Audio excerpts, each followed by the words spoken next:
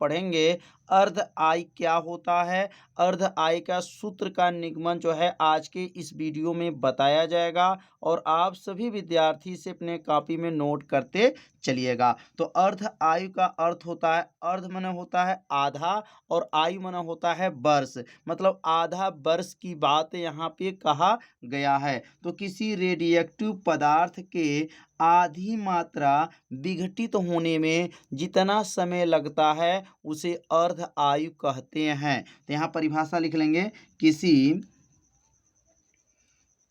Radioactive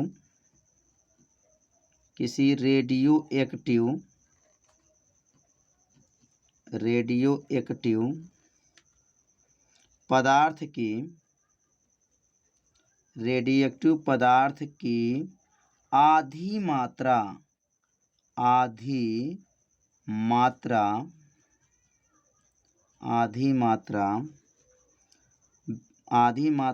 को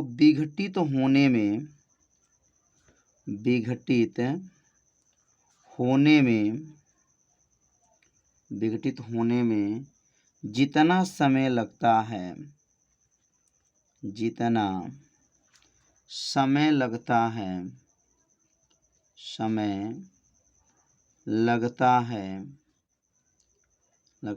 उसे अर्ध आयु कहते हैं।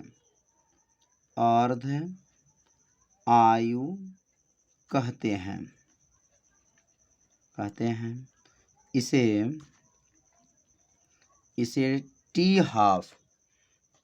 हाफ से प्रदर्शित करते हैं। यहाँ लिख लेंगे टी 1/2 टी हाफ से प्रदर्शित करते हैं।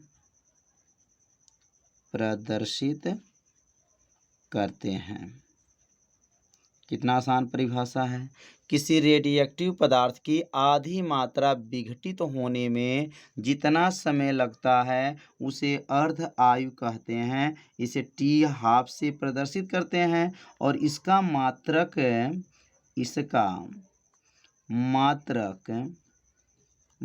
सेकंड होता है। इसका मात्रक क्या होता है?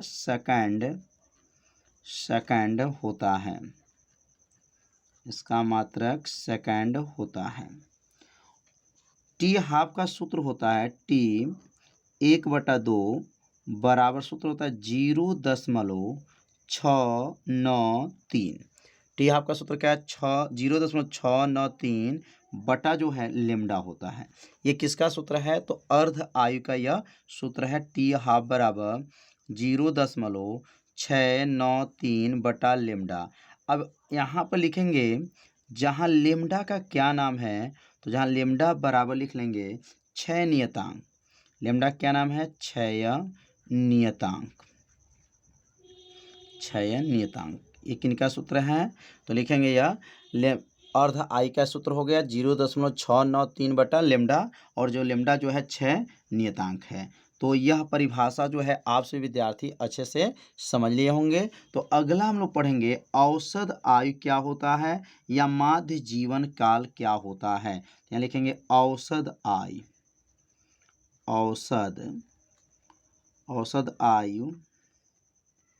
या माध्य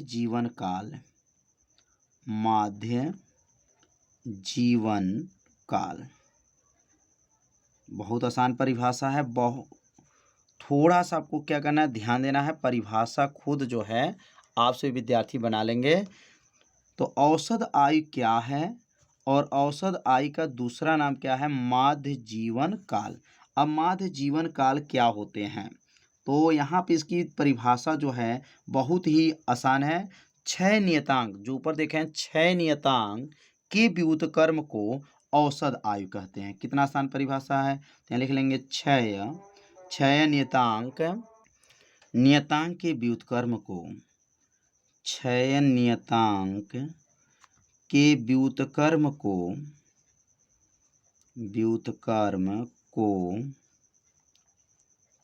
औसत आयु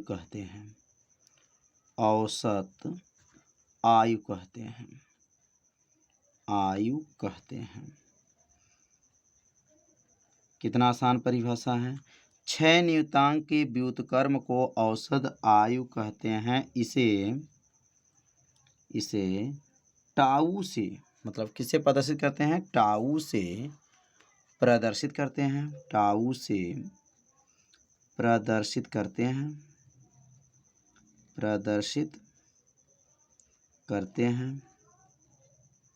टाउ से प्रदर्शित करते हैं। और इसका मात्रक जो होता है सेकंड होता है। इसका मात्रक सेकंड होता है। इसका मात्रक क्या होता है? सेकंड होता है। बहुत आसान परिभाषा है, बस थोड़ा सा आपको ध्यान देना है। 6 नियतांक के व्युत्क्रम को क्या कहते हैं? औसत आय कहते हैं। इसे टाउ से प्रदर्शित करते हैं। अगला लाइन लिखेंगे, औसत आय का सूत्र क्या होता है? अब इसी से परिभाषा बनाया गया, इसी सूत्र से जो है इसकी परिभाषा बना है।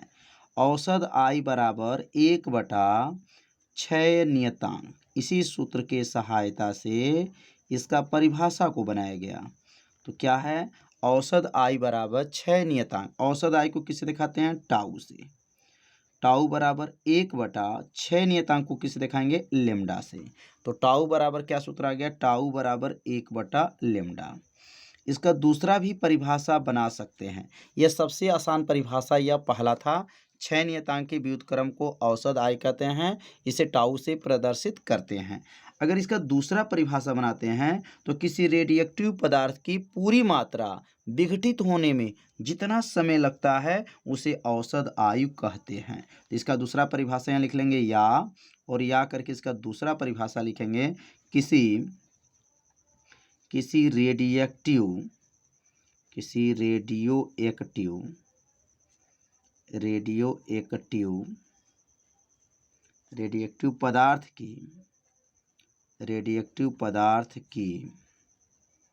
पदार्थ की पूरी मात्रा विघटित होने में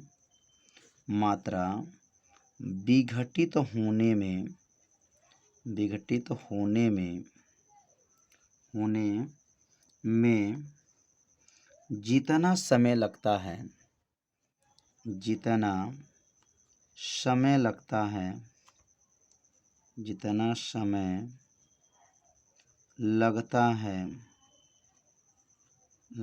है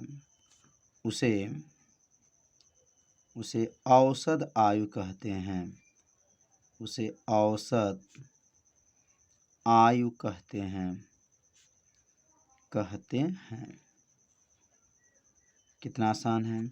किसी रेडियोएक्टिव पदार्थ की पूरी मात्रा विघटित होने में जितना समय लगता है उसे औसत आयु कहा जाता है। तो उम्मीद करते हैं अर्ध आयु, औसत आयु आप सभी विद्यार्थियों को अच्छे से समझ में आ गया होगा। तो इसे अपने कॉपी में क्या कीजिए? जरूर नोट कर लीजिए। अगला जो हेडिंग लिखेंगे, रेडियोएक्टिव क्षय क्या होते हैं? रेडियोएक्टिव क्षय की परिभाषा क्या है? बहुत आसान परिभाषा इसका है, बस थोड़ा सा आपको क्या करना है? ध्यान देना है। तो किसी रेडियोएक्टिव पदार्थ के अल्फा बीटा गामा किरण का जब उत्सर्जन होता है तो नए तत्व जो है प्राप्त होता है। इस घटना को रेडियोएक्टिव क्षय कहते हैं। तो यहाँ परिभाषा लिख लेंगे, किसी रेडियोएक्टिव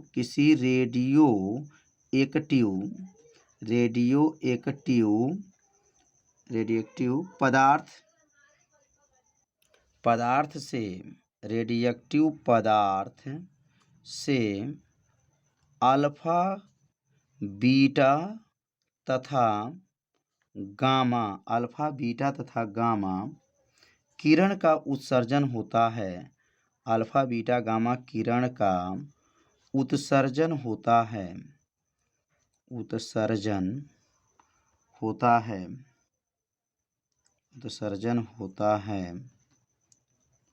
तो नए तत्व प्राप्त